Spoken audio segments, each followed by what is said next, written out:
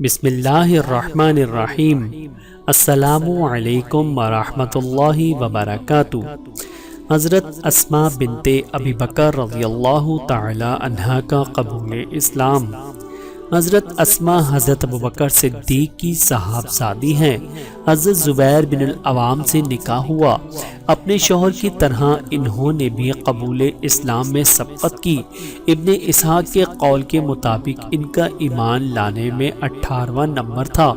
جب حضور صلی اللہ علیہ وآلہ وسلم نے مدینہ ہجرت کی تو حضرت ابوبکر صدیق رفیق صحبت تھے۔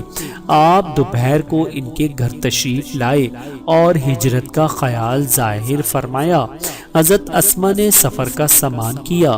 2-3 دن کا کھانا و ناشتہ دان میں رکھا۔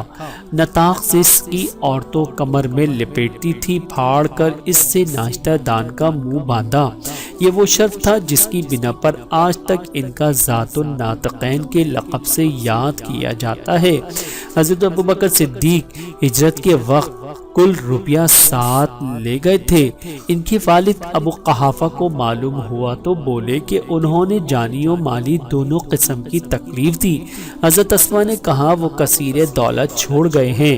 یہ کہہ کر انہیں اور جس جگہ حضرت ابوبکر صدیق کا مال رہتا تھا بہت سے پتھر رکھ دیے اور ان پر کپڑا ڈال دیا۔ پھر ابو قحافہ کو لے گئی اور کہا ٹٹول لیجئے، دیکھیے یہ رکھا ہے۔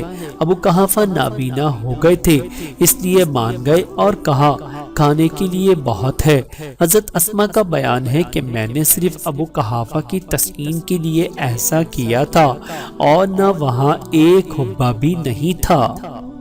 حضرت اسماء رضی اللہ تعالی عنہا پر اللہ رب العزت کی کروڑوں رحمتیں نازل ہوں، آمین ثم آمین۔